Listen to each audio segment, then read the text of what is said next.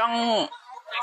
ปรับជាអារម្មណ៍ពិតបើខ្ញុំតែខ្ញុំស្រឡាញ់ម៉ែខ្ញុំខ្លាំងបាញ់ដៃខ្លាំងเนาะបាទអត់ចង់បាត់បងគាត់នៅក្នុងកលៈទេសៈណាមួយ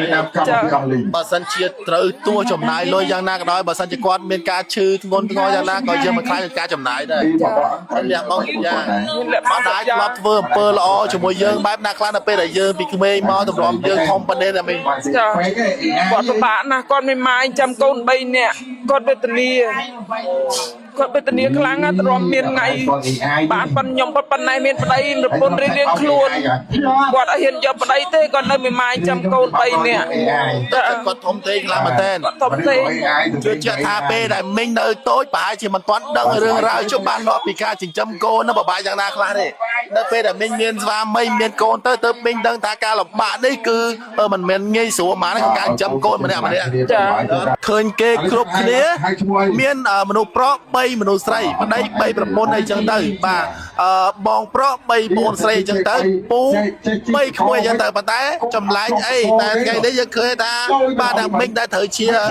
កូនបាទ3ម្ដាយទៅតាមម្ដងម្ដាយចាស់បាទហើយយើងអត់ដឹងថាគោលបំណងគាត់ថ្ងៃនេះមិនក៏គាត់មានចិត្តក្លាហានដែលជឿជាក់នឹងអាចមកប្រកួត3ស្ត្រីនៅស្រុកសំឡូតខេត្តបាត់ដំបងនេះជាមួយនឹងកម្មវិធី3ស្ត្រីដណ្ដើមយកម៉ូតូនៅថ្ងៃនេះតែក៏មូលហេតុអ្វីបានគាត់មានភាពជឿជាក់ឲ្យក្លាហានមក3អញ្ចឹងបងប្អូនមកជួបជាមួយគាត់ដូចតតែម្ដងយើងសួរមីងចាអ្នកសួរអំស្រីចាវាសួរអត់ត្រូវជាម្ដាយហើយនឹងកូនចាឲ្យបញ្ជាក់ពីមូលហេតុតិចបានហើយមិនថ្ងៃនេះបានចិត្តក្លាហានដោយសារតែឃើញគេគ្រប់គ្នាសិតតែមនុស្សផុស3មនុស្សស្រីតែចម្លែកអីដែលមីងជាមនុស្សស្រីបែរជាបបួម្នាក់ម្ដាយមក3ថ្ងៃនេះចាខ្ញុំចង់លើកទឹកចិត្តម៉ែកម្មវិធីនេះបង្កើតឡើងចង់លើកកម្ពស់និងឲ្យតម្លៃស្ត្រីមកធ្លាប់ធ្វើឲ្យម្ដាយពិបាកចិត្តទេកន្លងមកពីមុនមកធ្លាប់ធ្វើឲ្យម៉ែបាក់ចិត្តធ្វើឲ្យម៉ែយំបាទទេមែនទេចឹងទៅទៀតចង់លើកទឹកចិត្តម៉ែម្ដងបាទចឹងស្ត្រីបាទពេលដែលឃើញអ្នកមីងនៅពេលដែលឃើញថាម្ដាយយើងកាន់តែចាស់ទៅពេលខ្លះគាត់ឈឺផងអីផងទៅយើងមានការបារម្ភនឹងចង់ជួយគាត់ខ្លាំងហ៎ចង់ចាអាណិតគាត់ណោះអាណិតគាត់ដងចាបាទចង់ប្រាប់ជាអារម្មណ៍ពិតបើខ្ញុំតែខ្ញុំស្រឡាញ់ម៉ែខ្ញុំខ្លាំងបាញ់ដៃខ្លាំងเนาะ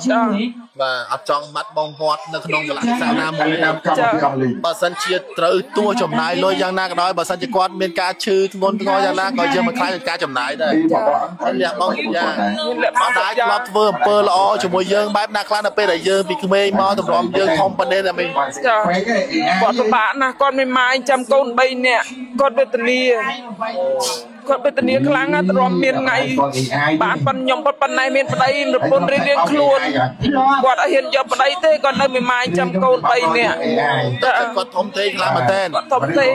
ជឿជាក់ថាពេលដែលមីងនៅតូចប្រហែលជាមិនទាន់ដឹងរឿងរ៉ាវជុំបានរាប់ពីការចិញ្ចឹមកូននៅបបាយយ៉ាងណាខ្លះទេនៅពេលដែលមីងមានស្វាមីមានកូនទៅមីងដឹងថាការលំបាកនេះគឺ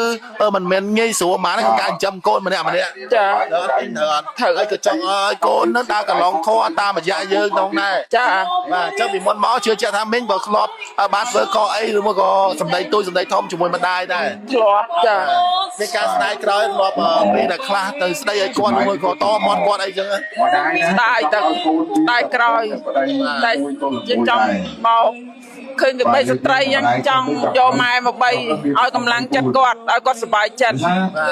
អរអារម្មណ៍ពេលនេះសប្បាយចិត្តយ៉ាងណាខ្លះដែរសប្បាយចិត្តណាស់ហើយកូន3អញ្ចឹងសប្បាយចិត្តខ្លាំងណាស់អាណិតកូនគាត់បានបញ្ជាក់ថាអំស្រីក្បែរជាស្ត្រីមេម៉ាយយូរដែរហើយអត់ព្រមយកប្តីឯនៅមើលថែកូនរហូតឲ្យបញ្ជាក់ពីអារម្មណ៍ឬមួយក៏មូលហេតុទីបានទេអារម្មណ៍មានថាខ្ញុំខ្លាចខែងលោកយកប្តីមកគេធ្វើបាបកូនអញ្ចឹងណាចាគេធ្វើបាបកូនកូនស្រីតែមួយហើយកូនប្រុស2អញ្ចឹងខ្លាចគេធ្វើបាបកូនអញ្ចឹងខ្ញុំអត់យកប្តីទេតាំងពីអាយុប៉ុន្មានណាអំស្រីចា76តាំងពីអាយុប៉ុន្មានដែរអត់យកប្តីខ្ញុំអត់យកប្តីតាំងពីឆ្នាំ90ចា9គត់វ៉ាវអញ្ចឹងជាង30ឆ្នាំជាង30ឆ្នាំអីចាអត់យកស្វាមីចិត្តនៅប្រម្នាក់ឯងលំបាក់លំបិនរហូតចាពិបាកចិញ្ចឹមកូនរហូតបាទថាអារម្មណ៍ក្តុកក្តួលនឹកដល់ម្ដាយចង់នឹកកូនយ៉ាងម្ដាយក៏ប្រពន្ធម្នាក់ម្ដាយមក3ស្ត្រីតែម្ដងបាទជឿជូនពរដល់អមស្រីក៏ដូចជាអ្នកមីង ទទួលចៃចំណាក់នៅថ្ងៃនេះណាហើយជូនពរសុខភាពល្អទាំងអស់គ្នាផងដែរ